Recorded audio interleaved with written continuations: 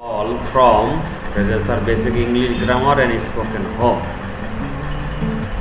আজকে আমরা শিখব মেড ভার্ব এর পরে কখন made of, made from, made in, made by, made for বসে।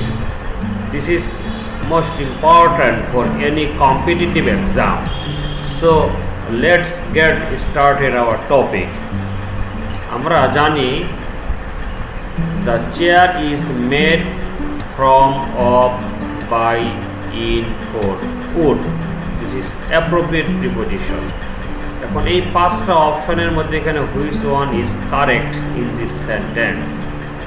আমরা জানি যে কোনো জিনিস যখন কোনো জিনিস হইতে তৈরি করা হবে, তৈরি করার পর ওই জিনিসটি যদি আমরা আইডেন্টিফাই করতে পারি, শনাক্ত করতে পারি বা চিনতে পারি, তখন প্রিপোজিশন হিসাবে মেড এর পরে যেটা বসে সেটা হচ্ছে of. So the answer will be of. তাহলে চেয়ারটা কাঠের তৈরি, আমরা বুঝতে পারতেছি চেয়ার তৈরি হওয়ার পর আমরা বুঝতেছি এই চেয়ারটা হচ্ছে কাঠের। তেমনই ভাবে কোনো চেয়ার যদি আয়রন লোহার তৈরি হয়, তৈরি হওয়ার পর যদি আমরা চিনতে পারি এটা হচ্ছে লোহার চেয়ার, তাহলে এখানে মেড অফ হবে। My shoes are made leather, তাহলে এখানে যে প্রিপোজিশনটা হবে সেটা, কারণ শুটা হচ্ছে চামড়ার তৈরি, আমরা চিনতে পারতেছি এই শুগুলো হচ্ছে চামড়ার, তাহলে মেড অফ এখানেও হবে মেড অফ। নেক্সট পরের question, the building is made of, from, by, in, for, which one will be right answer? Bricks.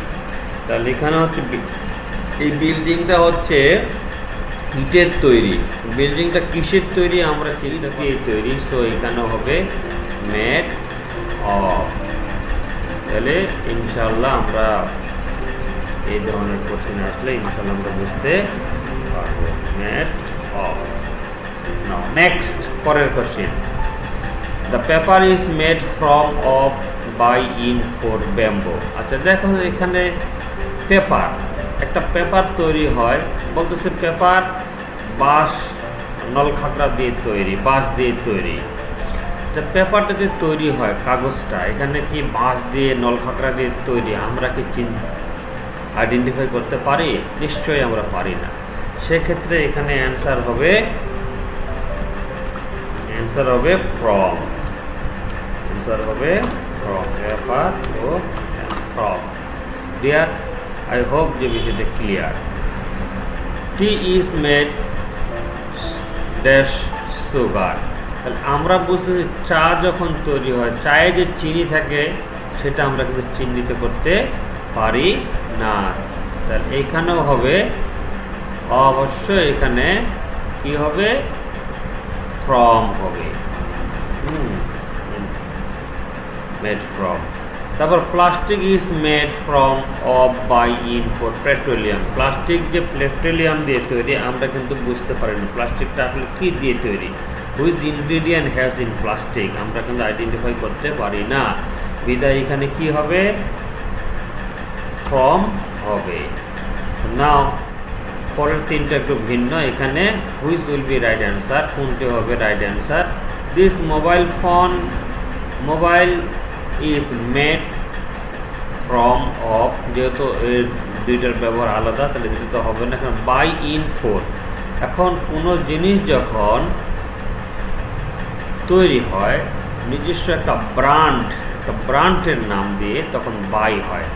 Made by Walton, made by Nokia, made by Samsung, made by Asus, এই ধরনের anyone যেগুলো। তাহলে এখানে যেহেতু ওয়ালটন একটা ব্র্যান্ডের নাম, তাহলে এখানে অ্যান্সারটা হবে বাই। কি হবে? বাই হবে ইনশাল্লাহ আমরা বলি।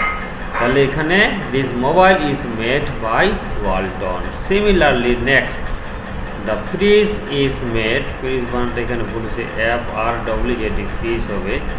The fridge is made by Samsung, তাহলে এখানে হবে বাই স্যামসাং। তাহলে এখানে এখানেও হবে, অ্যান্সারটা হবে by.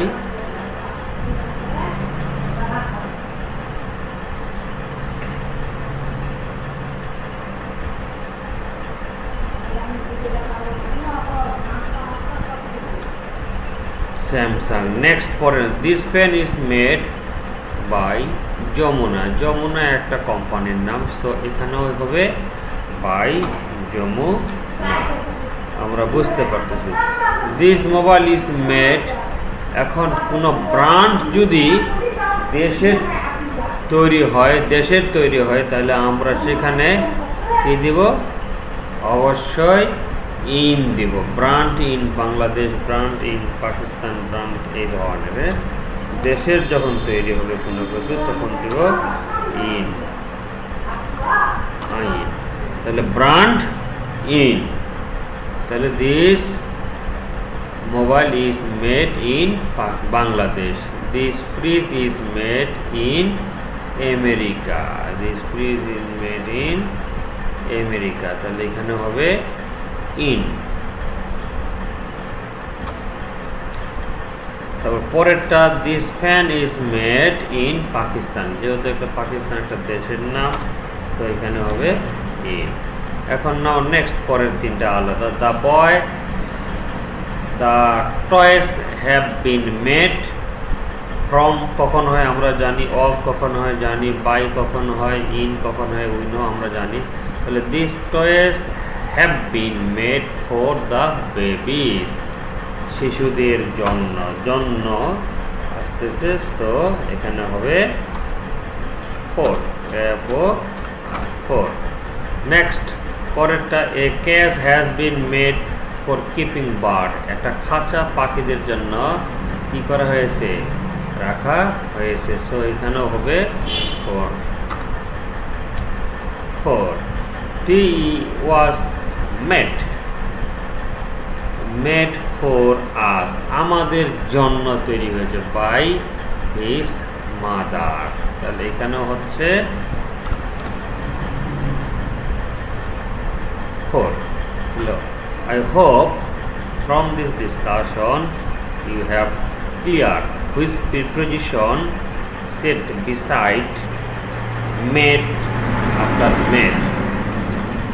Thanks to all for watching this video. Please don't forget to share and subscribe my channel. Thanks to